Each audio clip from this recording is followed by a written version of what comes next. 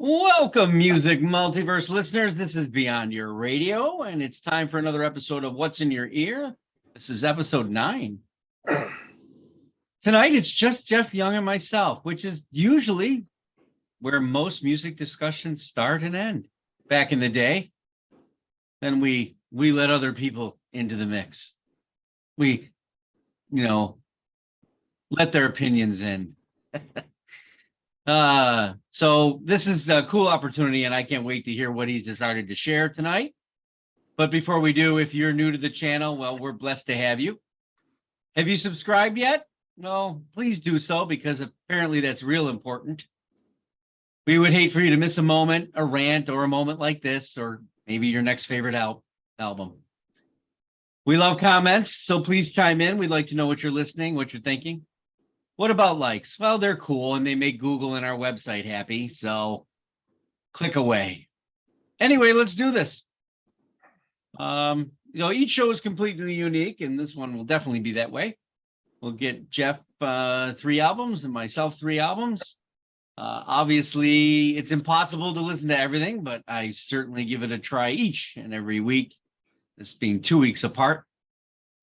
It's always interesting, someone raving about something and then go to check it out. And let's hope I get a couple of those tonight. So, Jeff, why don't you kick us off with your first one? I haven't listened to anything this week. Back to you, Mark. Just kidding. There's nothing. One thing that has been coming up quite a bit lately on my Pandora, so I just went back to it because I haven't heard this debut album forever. From 1986 is Mechanical Resonance from Tesla. And, I'm trying to think about it. I was listening to it. I'm like, I don't know if I've ever actually listened to the thing front to back before. I think between my brother and I think he had all the Tesla. And I don't even know that he had them all. But so I don't think I actually ever owned any Tesla. Okay. But, man, the first half of this album, like, you will not sit still. Like, you'll either bounce, dance, headbang, air guitar, or just chill because there's a couple ballads. But man, it is a rock and roll album. It is good.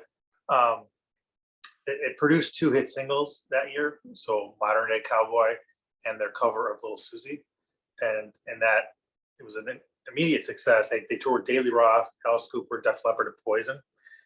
And originally, like, while they were recording this first album, they were originally called City Kid, but they renamed the band Tesla during the recording. City Kid, they felt like it was just not a good name. And there was also another band with the same name.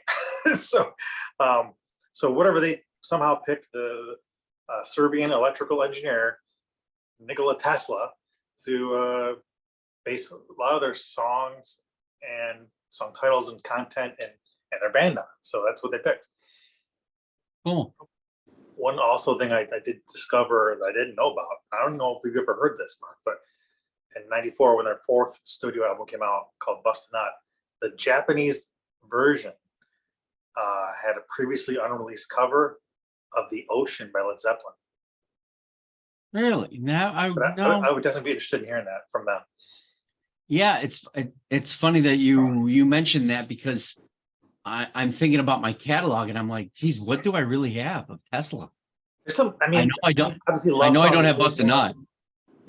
But Radio Controversy, right? That's probably what I have. Yeah, that one and this one I think were the 2 biggest albums for them. Mm-hmm. And like I've seen them live. I saw them at Howdy's. They actually. I was with you for that show because they had done an MTV Plugged as well. And I think it was during that time because they did an unplugged concert. That was acoustic, right? That was acoustic. Yeah, and then they so for some of their encores they did some electric, but it was great. I mean, it was really good. Mm-hmm. Who was the opener? Man, somebody was the opener. That was it Ugly Kid Joe? No, maybe not.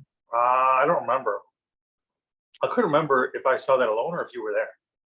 I was there. I saw Tesla. Yeah. Okay. I might have come later. I know we didn't go together, but it was something I wanted to check in. For some reason, we go probably look it up on freaking Google. Probably, yeah.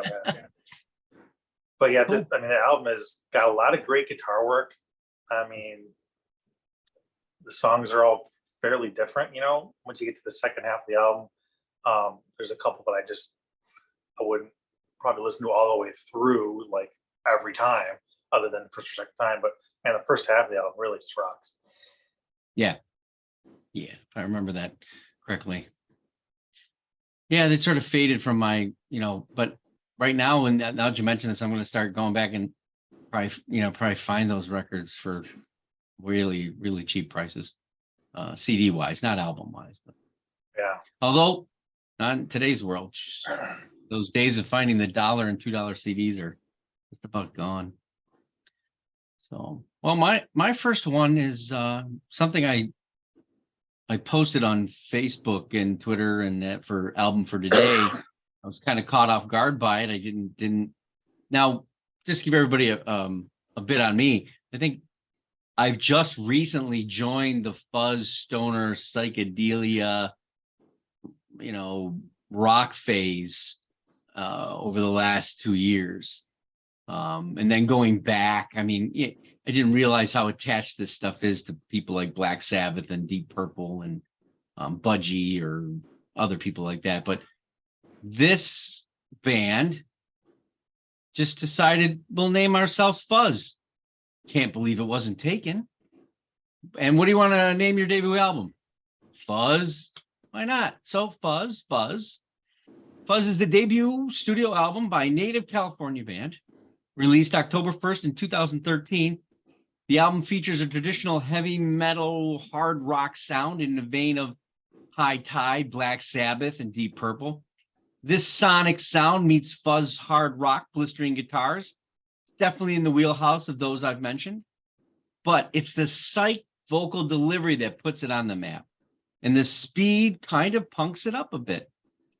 There's first two songs are Earthen Gate and Sleigh Ride, and they kick it off, and they're perfectly produced and work relentlessly to pace themselves, in that hard rock attention.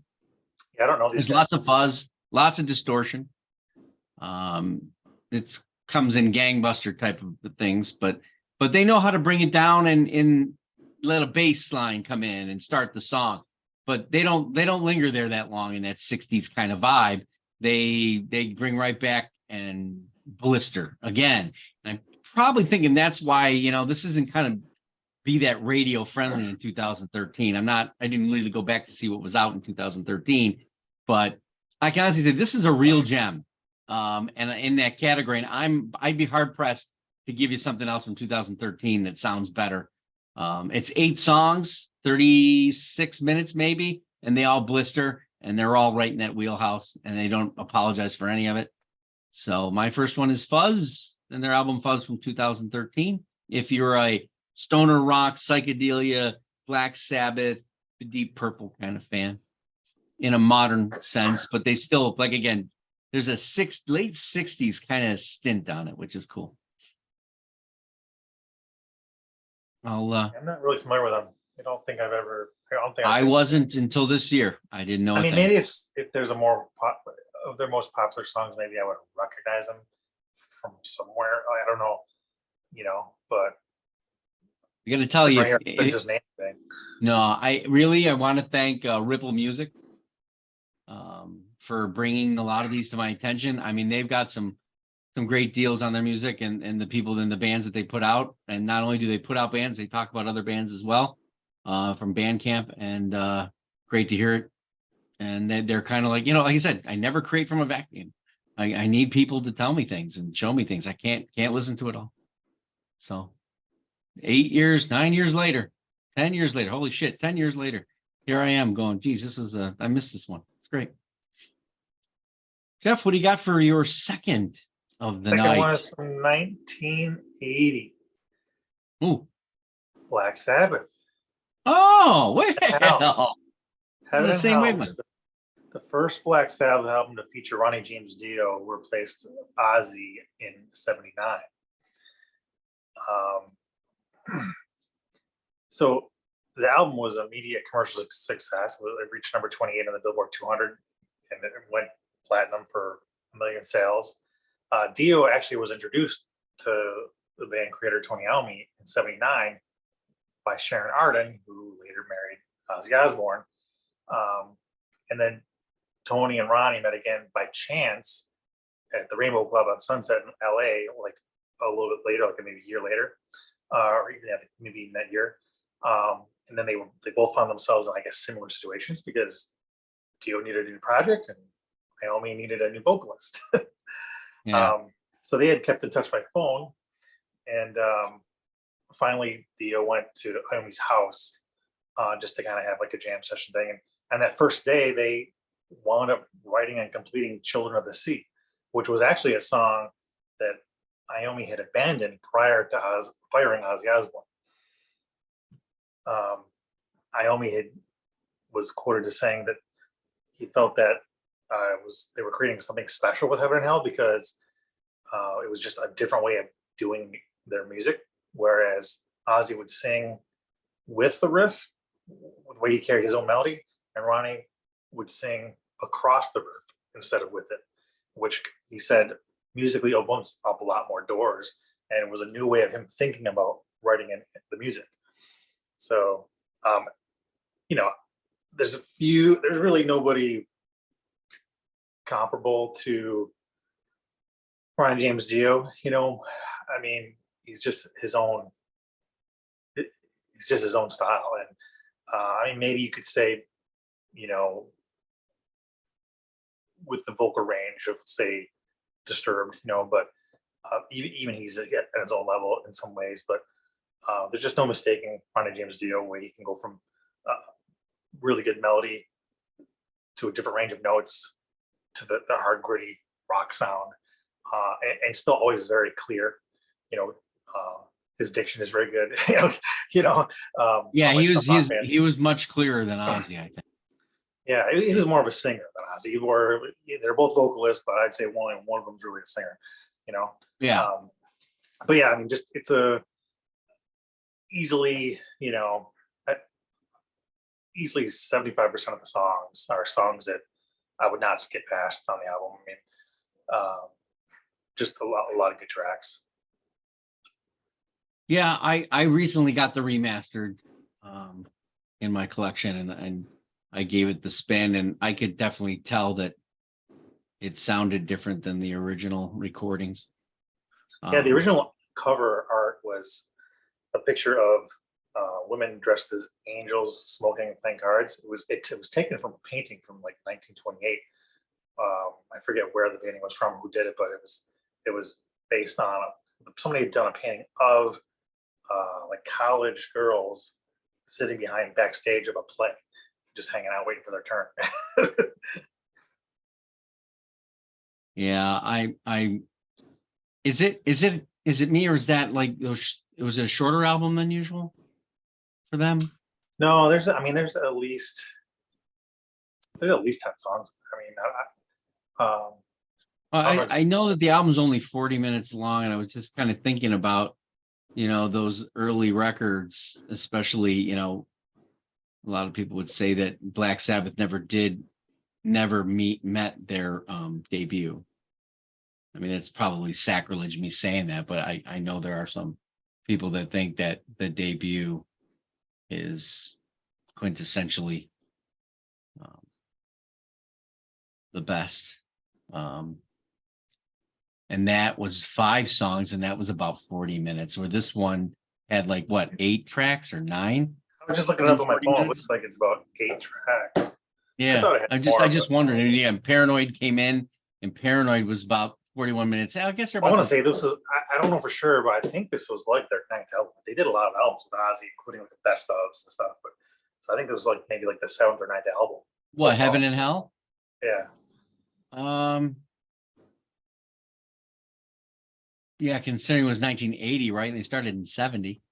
Or was it 69? Or yeah, something like that. Yeah. Like I said, I'm not an aficionado. I do have all the records except one. I can't remember to tell you which one I'm missing. I've been waiting for it. Dehumanizer. Maybe that's the one. Let me look. Or maybe you're thinking of the one with the 3rd singer. I don't think I have.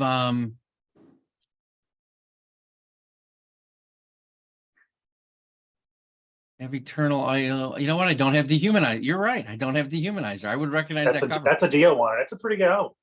Okay. There's some good memorable tracks on there. I mean, so Rodney James Dio was what, 80 to like late 90s, mid 90s?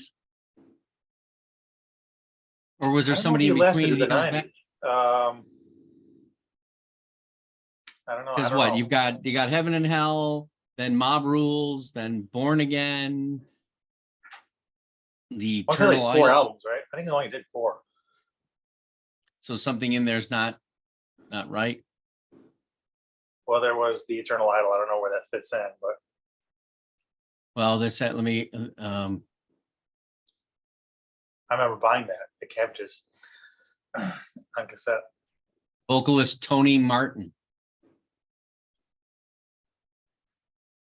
So then Dio comes back for Dehumanizer. Okay, so that was in between. I didn't realize that.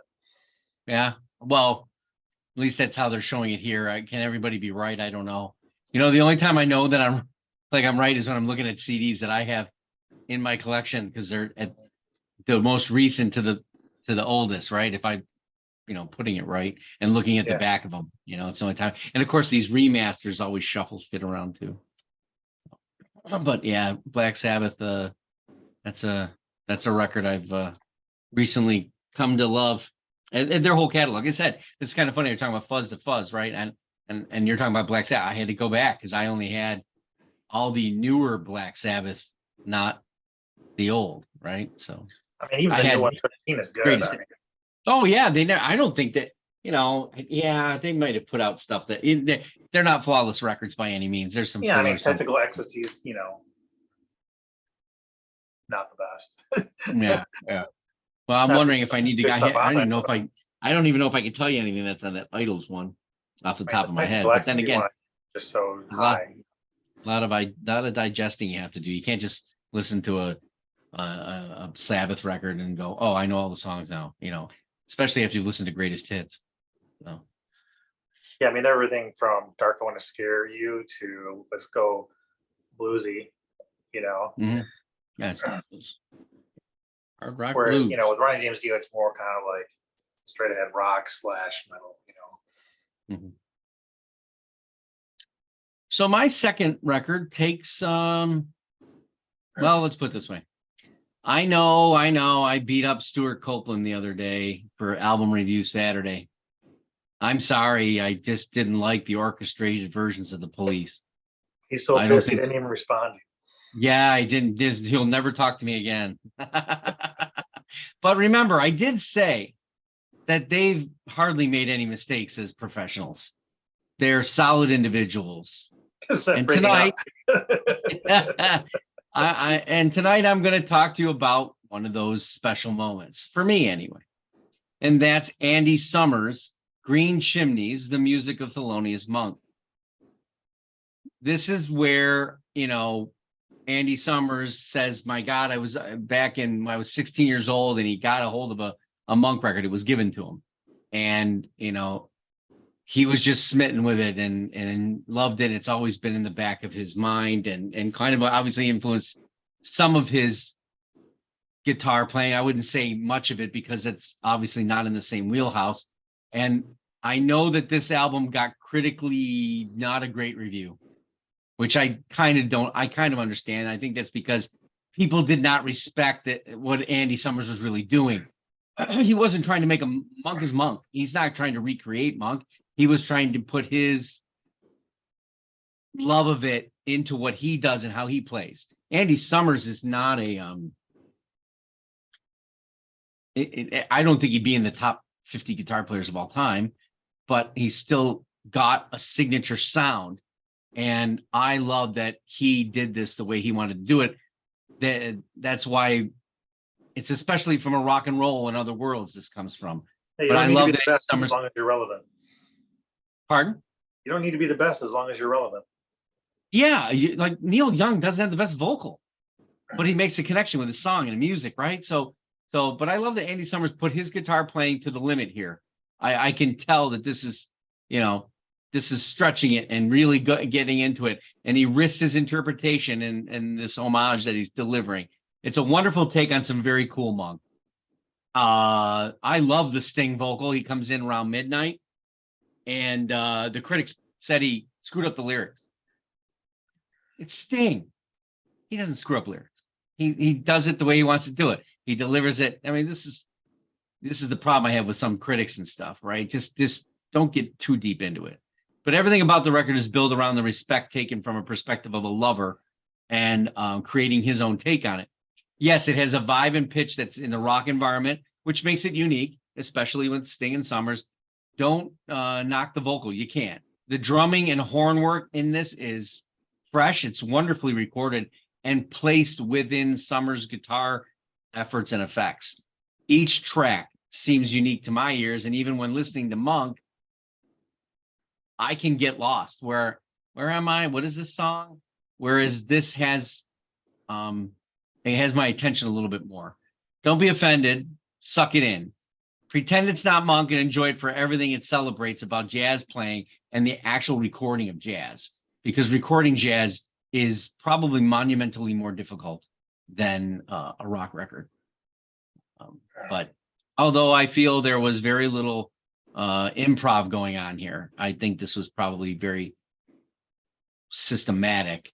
But because of his love, he wanted to do it the way he wanted to do it. I don't think there was a lot of improv, which Thelonious Monk and his crew would improv probably all over the place. So yeah, I have some Andy Summers from you, but I gotta say, I never think to go to it. Yeah, always soundtrack work. I mean, Summers and soundtrack works. Stuart Copeland and soundtrack work. That's it. I mean, Sting has always been Sting.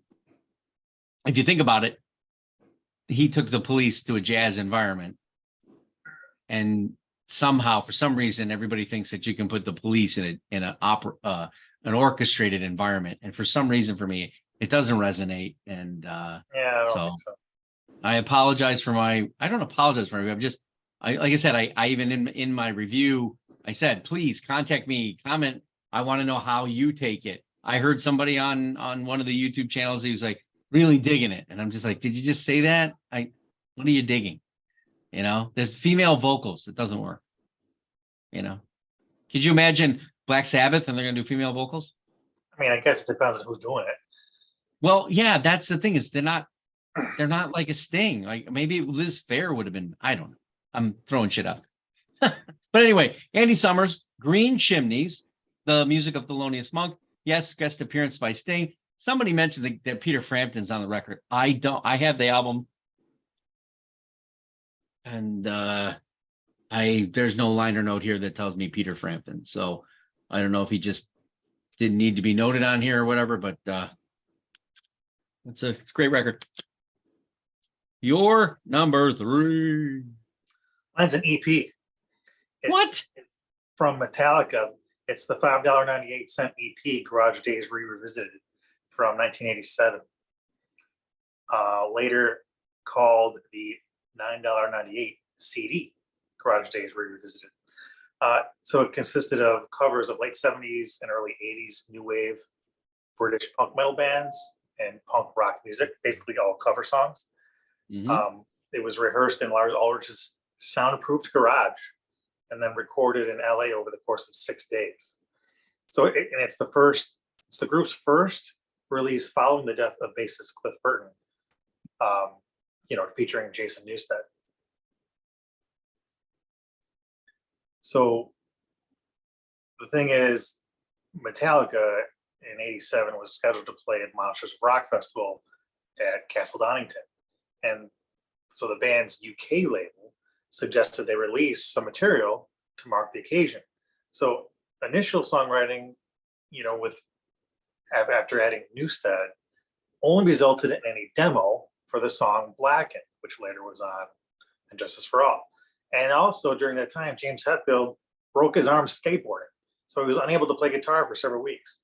So because of those obstacles, they decided, let's record covers of some of the favorite songs we grew up listening to and appreciating instead of working on, new material, because we just can't right now.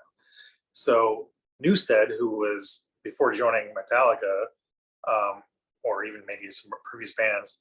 He was previously a construction worker, so he knew how to soundproof Lars's garage, where the band would rehearse this EP. So they have Helpless from Diamond. There's only 5 songs. Helpless from Diamond Head, The Weight from Killing Joke, The Small Hours from Holocaust, Crash Course in Brain Surgery from Budgie, and a combination of 2 songs from the Misfits in the same song, Last Caress and Green Hell. And the band said they wanted to include, quote unquote, the 598 EP in the title in an effort so that retailers wouldn't overcharge their fans, because it wasn't a full album. And Okay. the original cassette release included a sticker, and the sticker said, if they try to charge more, steal it. And I remember it because I had it, and I don't have it anymore. But Oh, if you, that would have been a you great had the- prop. it was out of print from 89 to 2018. And remember, this came out in 87. It's only printed for 2 years. So Mhm. if you have that, keep it, because it's considered a collector's item. So how does that fit with this? But see, that's a different version. That's like a remastered version with additional tracks. Okay, so but those songs are all on here, right? Right. Okay. The original just cover, scattered. if you look up the original cover, it just shows them in the garage. And the soundproof Yeah. garage is, all together. It's like a white background. They're all much younger. I'm wondering if the inside has it. They Anyway. might have it in there. I don't know. But I mean, if you just Google it, it'll come up right away. Yeah. Cool. I mean, this is kind of the thing where when you get there, but there's Budgie, right? I didn't get a Budgie record until this year. I had a box set with multiple albums in it. It's the first time it was in the used store. The Budgie albums are expensive because of how rare they are. So it's cool. But it's a great But EP. why did you get rid of it though? Well, it was on cassette tape that I had it. Oh, you have nowhere to play it. I don't know if I have it on CD. I'd have to look to see. I still have all my CDs, but I don't have all my cassettes. So I don't know if I have it on CD. But again, the CD's not worth what the cassette would be worth. Right. Right. The CDs weren't out when it first came out. It was only cassette, or I don't know if they had a vinyl, probably cassette. But because if it was vinyl, it'd have to be like a 45 to even fit 5 songs. I think. But yeah, don't have it. I mean, Okay. if it's a collector's edition, it doesn't mean it's worth anything. It just means it's, rare. Somebody would pay for it, I'm sure. So instead of $5.98, it might be worth, $12. 590. 59.80. All right, so I was gonna go a different route, and then I knew I was gonna be with you tonight. So I am going to go to somewhere that I've been passionate about for a long time. I believe it is one of the greatest debuts in music history. And I'll tell you why as we go on with this. And that's Our Lady Peace's Naveed. During the last couple of long road trips to La Crosse, one Boston, Maryland, I've been going back through this Canadian Juggernauts catalog, not really smitten with the newest stuff, but then again, considering what they were when they started and what they are today, there's only so far you can stretch a vocal at an age as you become. My utter respect for Rain Media. This was a band that was actually left to their own devices because the record label that signed them was too busy with some high-end productions. They were told, make an album like your demo, and then they walked away. 1994 is their release. 1994 in music. Just going to name some albums that they have to compete with. Green Day's Dookie. 9 Inch Nails' The Downward Spiral. Soundgarden's Super Unknown. Hole. REM's Monster. Liz Phair's Whip Smart. Jeff Buckley's Madonna's Bedtime Stories. Nirvana's Unplugged.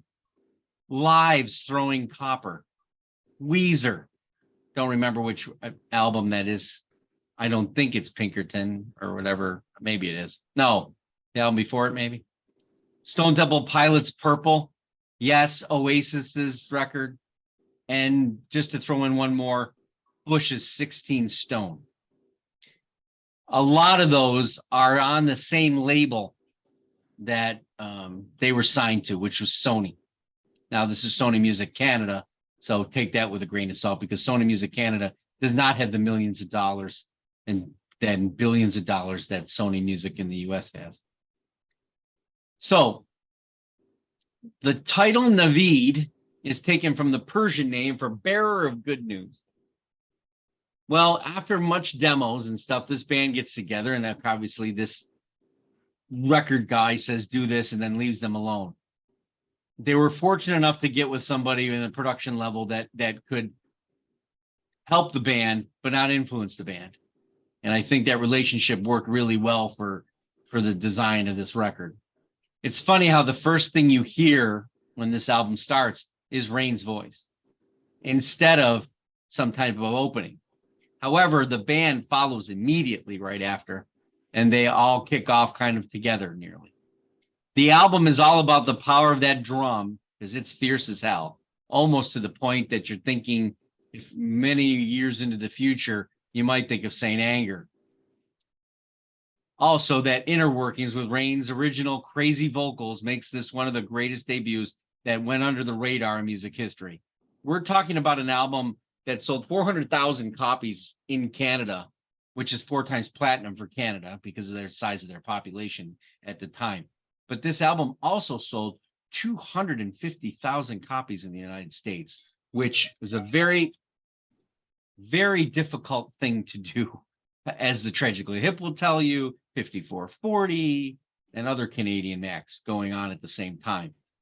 Our Lady Peace did tour with some of those bands that I just mentioned, including I Mother Earth, and the Tea Party. The Tea Party was one of those that definitely got them noticed as well. This was just the band doing this. No interference. They were left alone. And it's their debut. It's a perfect record. There is not a single throwaway in any of this.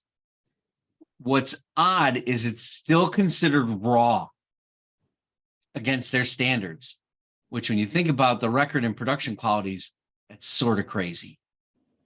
So one of my, what I believe is one of the best debuts of all time, along with those in the upper echelon like Guns N' Roses, Appetite for Destruction. Our Lady Peace's Naveed. Yeah, it's a great album for sure.